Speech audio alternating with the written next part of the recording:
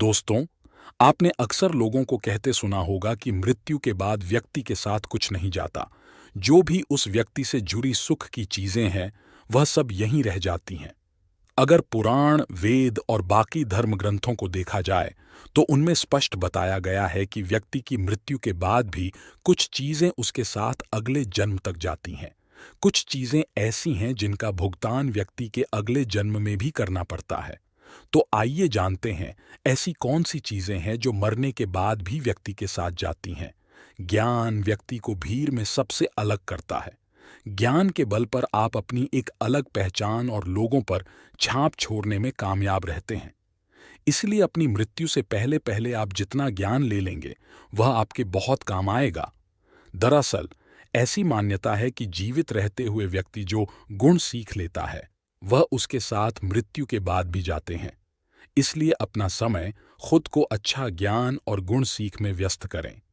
श्री भगवद गीता में भी इस बात का जिक्र किया गया है कि ज्ञान और दान कभी नष्ट नहीं होता है।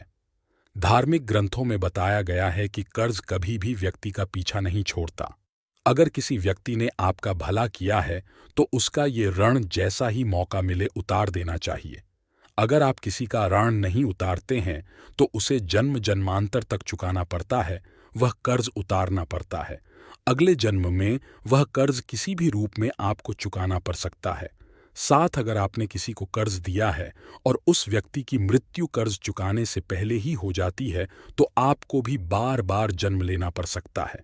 इसलिए ऐसे व्यक्ति को उसकी मृत्यु के साथ ही माफ कर देना आपके लिए उचित रहेगा। ग्रंथों के अनुसार अगर किसी चीज को पाने की चाहत रखते हैं और वह चीज व्यक्ति को न मिले, तो मृत्यु के बाद भी उस चीज की वासना उसका पीछा नहीं छोड़ती। सांसारिक सुखों की चाहत रखना वासना ही है। वासना को लेकर विष्णु पुराण में एक कथा भी मौजूद है। राजा भरत को अपने हिरण के बच्चे से बहुत प्यार था। उसी के बारे में सोचते हुए उसने प्राण त्याग दिए। अगले जन्म में राजा को खुद हिरण रूप में जन्म लेना पड़ा। इसलिए कामना और वासना को अपने मन में हावी नहीं होने देना चाहिए। साथ ही किसी भी चीज को लेकर अधिक मोह माया नहीं होनी चाहिए। गीता में कहा गया है कि ह्यूमन लाइफ बिना कर्म के संभव नहीं है। हर पल ह्यूमंस अच्छे ये बुरे कर्म करता है। मृत्यु समीप आने पर व्यक्ति के कर्मों द्वारा ही तय होता है कि उसे परलोक में सुख मिलेगा या दुख। इन्हीं के परिणाम से अगले जन्म में अच्छा बुरा फल प्राप्त होता है। कर्म 7 जन्मों तक व्यक्ति का पीछा नहीं छोड़ते हैं। इसका एक उदाहरण महाभारत में भी मौजूद है।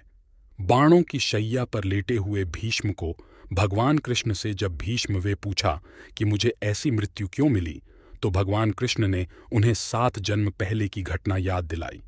7 जन्म पहले भीष्म ने एक अधमरे सांप को उठाकर नागफनी के कांटों पर फेंक दिया था।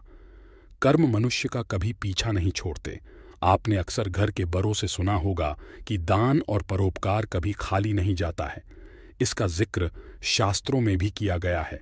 जीवन में अगर कोई अपरिचित व्यक्ति आपकी मदद करता है, इसका अर्थ है कि वह पिछले जन्म में आपके द्वारा किए गए दान और परोपकार को चुका रहा है। इसलिए दान पुण्य करते रहना चाहिए। यह व्यक्ति की मृत्यु के बाद भी इसके साथ जाते हैं। इसीलिए दोस्तों, हमेशा अच्छे कर्म करें और लोगों का उपकार करते रहे। तो आज हमने मृत्यु के बाद भी ह्यूमंस के साथ क्या होता है इसके बारे में जाना। अगर आपको वीडियो पसंद आया तो हमारे चैनल थ्योरी ब्रेकर को like, comment, share and subscribe करें।